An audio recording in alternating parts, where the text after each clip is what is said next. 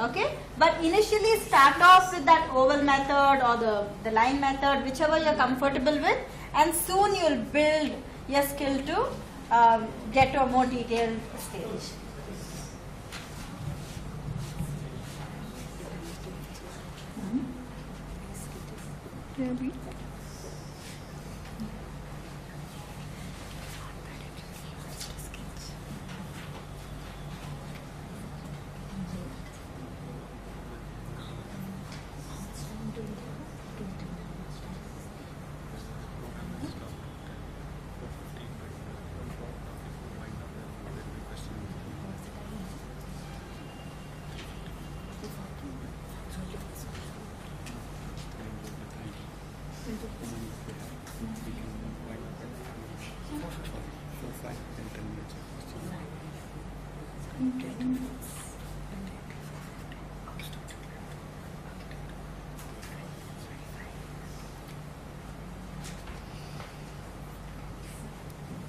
Okay.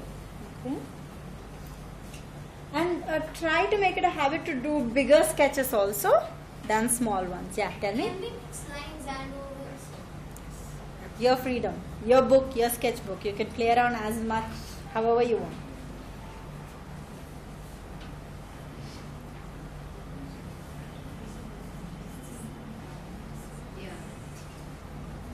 Sometimes sketching could be a little frustrating, okay? But I think frustration is like part of the process, and it is a good thing. It's a good sign, I guess, because when you're frustrated, it's like you have that urge to do something more. And I think once you get past that, I think you should just sketch, continue to sketch through those frustrating moments of yours, and you'll see your work kind of like transform into a different level itself. Already happening. Huh? Already? Awesome. Okay, we'll move to the next one, okay? No? Can I move to the next one? Yes. Alright. Fine. Alright. So, no prizes for the ones who guess all the 4 birds. Who wants to go? No prizes. Creamy eater and It's a dove, laughing dove. Okay, good. Alright, I'm glad everyone's awake and not slept off. Okay. Alright, so why we have this here is one of them asked us about the eye placement, right? So I want to bring notice to 2 things over here. All of us being bird watchers, we know how different the beak shapes are for each and every bird, right? So trying to, in your sketch, trying to focus on what shape the beak is, and showing it on paper, you can already make out what bird it is, okay, what family it belongs to, okay. And the other interesting thing is when you're drawing the beak, proportion it with the size of the head, okay. Sometimes it is smaller than the head. In the case of the dove, you see how smaller it is than the head, okay, and in the crow it might be almost as maybe the same size of the head or maybe a little bigger, whereas in a hoopoe it's like 1.5 or 2 times bigger than the head. So that's when you're trying to like gauge as to the proportion of the beak in compared to the head or the bird itself, okay. And the eyes. Okay, now we are coming to the eyes. I would like to show you just one little thing. Okay, I want to go back to that. Sorry. Here, I would like to show a little thing. I thought it's better to show this for you all visually. It might make better sense than explaining it. Only explaining it rather. Okay, where am I? Oh no, oopsie. Okay, 1 second.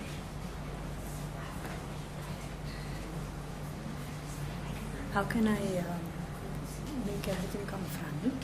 Or we can remove the dove altogether, it's okay. Which one do you want to come from? Everything else. Or no, just remove it, it's fine. Otherwise, if it's too many layers, it will become confusing, I think. Remove. Oh no. Oh, it's linked in. Ah, this is good. This is good. This is good. It's okay. It's fine. This is Which one? Saku, Vishnu. Okay. So this was just a small representation to show, once you see the birds, the placement of the eye. Okay. So I just did this for you to get a better idea of it. Okay. For example, you see the upper mandible, the upper beak of the bird, any bird. Okay. The upper beak of the bird and the beak line, the middle line that you see, they call it the beak line or the bill line. Okay. So it's always in between the upper mandible and the beak line. There are times when it is closer to the beak line, then there are times when it's more higher up. It depends on the species of the bird. Okay, but that's the general placement of the eye, and the distance to the front of the what do you call this area? The forehead, the forehead of the bird to the beak, the beginning where it starts off, to the eye. Just measure that distance when you're trying to sketch, because that may vary with each species of bird. Okay. Okay. So the upper mandible, okay, and the beak line. The beak line is that white line that I've shown. I'll just draw it here also. For example, if I'm drawing the crow. Okay. So imagine this is the beak line. Okay. And right. This is what I'm going to draw now is the lower mandible. Okay. So where the eyes will be placed is usually in this area. Alright, and it could be you measure the distance as to how close it is to the beak, and it is much lower down near the beak line.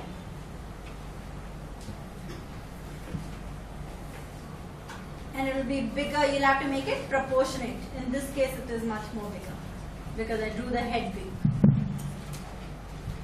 Alright, so in each bird the placement of the eye is in that area, in that region. Also, I had a small little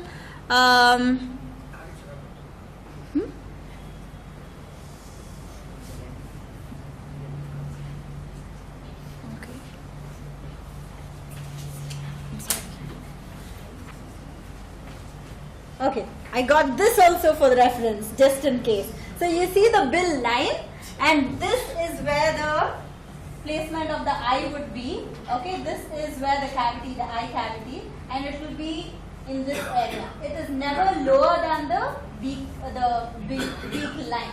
Okay. So another interesting thing to make note of when we are doing eyes is, because remember 3 elements to give the eyes more life. One is the pupil. Everybody knows the pupil, the black. It's usually, most of the time, it's circular and black. And the iris, which can be different colors for different birds. Okay. And always remember to put that element of highlight. Okay. The catch light. Yes. The highlight is something that gives more life and more more life to the bird itself. Okay. And where would you place it, in the front or top? Or what? The highlight? The catch light is it does depend, but in many cases I place it at the top part of it, over here at the top. But it could be in the forward, it could be back, it could be in this area, it could be forward also. So I haven't asked that question to myself before, but if I recall the works that I've done before, I think I place it on top usually. It depends on the light source. Yeah, I guess. Huh. Lights. Yeah, I guess it's a light source. Yeah. Spherical eye, so it has to be on top because the sun is up. Yeah. Ah, all right. We have people answered. Good. The water bird and the reflection of sun below maybe. Be at the bottom also. Okay, fine. All right. Fine. Good. All right. So now look at the next image. Over here, look at the eye placement. The duck family, the eye is placed so much more high up. Okay, but still it is in between. It's in the upper mandible area itself. Okay, and in this case, it is much closer to the forehead of the bird, right? The crown of the bird, right? But in many cases, it's much closer to the beak line itself. In most songbirds, okay, it's more closer to the beak line. All right. We will skip sketching this one, but I would like to just tell something about sketching the duck family. Is you see this the whistling teal here? It's out in the open, okay, wherein you can see the entire body, okay. But when we see it in water, all right, we don't see that much of the body outside. All right, a big portion of it sinks down into the water. So even myself initially, like I think I used to do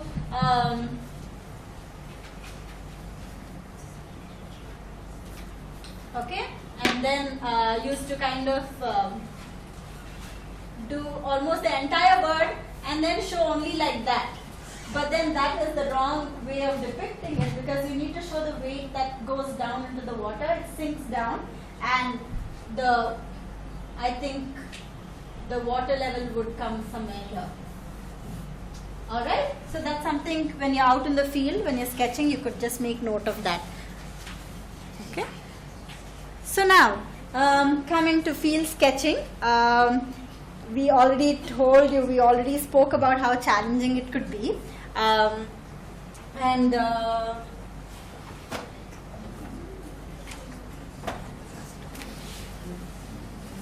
Okay, so when we are doing field sketches, it's again what I mentioned earlier is that I personally haven't still started doing many pretty pictures of field sketches.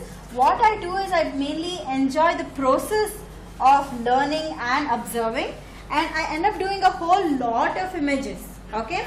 And the thing, what happens is sometimes I complete it, sometimes I don't complete it, and there are so many sketches that are not nice, not proportional at all, but then you just see over here I've tried a blind contour of the bird. You can make out it's all in between that, but it's fun, it's learning, and you tend to observe more when you do a blind contour. So just keep trying it every now and then, and it's okay to not have a pretty page, okay, because all of us are learning right now, okay. You don't have to get angry with yourself, you don't have to like put yourself down and feel depressed for the rest of the time and not pick up a pencil again, okay. So yeah, I do a lot of the circles and ovals and more sketches. So water birds sometimes become a little easier to sketch because they're out in the open. Sometimes they approach closer to you, and if you sit silently, like they do kind of approach closer, and they have movements which are not as fast as a warbler or any other bird, okay. So it kind of sometimes give you more opportunity. And what happens with songbirds and all, half the time the trees are in between and you can't even see the birds, right? So in a water bird, like you have the entire space and you can actually see them properly. So it makes a good starting ground to practice, okay.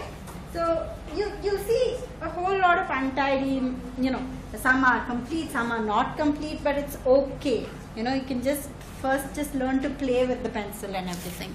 So these are some of the sketches made at the zoo, wherein you kind of get a few more. Zoo is an excellent place to go and try to capture the birds in different postures, behaviors. And another interesting thing is to make notes when you're doing these sketches, because it gives the feel of a journal, and it doesn't focus on the sketch itself. It's okay to do it together. How do you freeze frame? Huh? The bird keeps moving, right? How do you freeze frame? It is difficult to do that. So that's why when you see our field sketches, it's not really so pretty also, because they keep moving. So as they're moving, you need to keep starting a new sketch next to it. Okay? And it kind of remains in your mind for like a few seconds maybe, and then you have to make use of those few seconds to, even if it moves, do the sketch. Okay? And when it comes back to the position that you had started, you immediately go back to that and you start doing that. Okay? Because, and you'll see the sketch that has developed the most is probably its most common posture that it gets into more often. Okay? So it becomes easier to, that's why many sketches are like, I think I have an image of that. So this is another field sketch wherein you see sometimes we focus only on the head, so that when it's difficult to do the entire form, sometimes try to get the entire form of the bird, just play around, try to, make your hands free to observe the characters of the birds itself. Okay. So what we discussed earlier, the techniques, right, the oval method and all that, initially that will come as a big help. Okay, but after you understand those forms, you will start doing it without using those ovals, right? Just getting the angles of the birds. Okay, so now there's one quick sketching activity which all of us hopefully will have fun doing this. It's a little challenging, but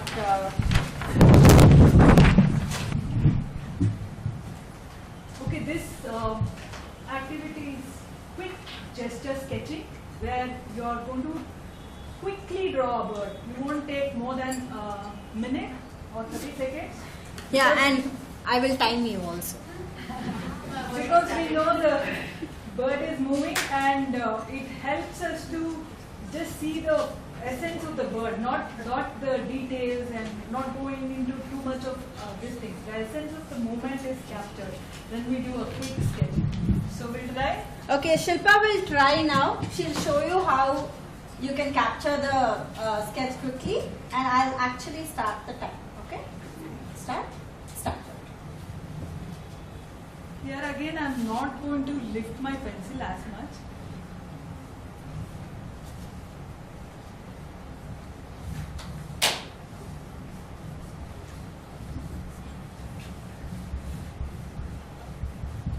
It's all about focusing and just looking at the forms, getting the shapes right. 30 seconds up.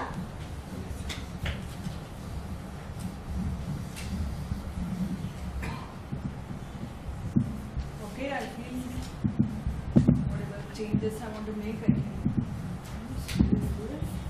One thing you see, she is not lifting her pencil up that much at all. It really helps to get that flow. Okay, 51 seconds and all right. Okay, so now what we'll do is all of us can start sketching. Okay, shall I start the time? Okay, you have a minute. Okay, and your time starts now. Try to get the proportions, the body. Don't lift your hand too much.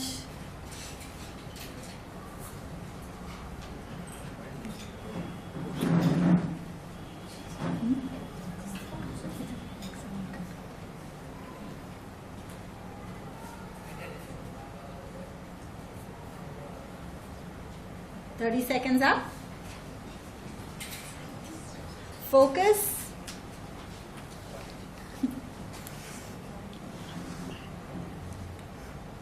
"45 seconds up. Okay, many of you seems to have already finished. That's good, and many of you have got the proportions right.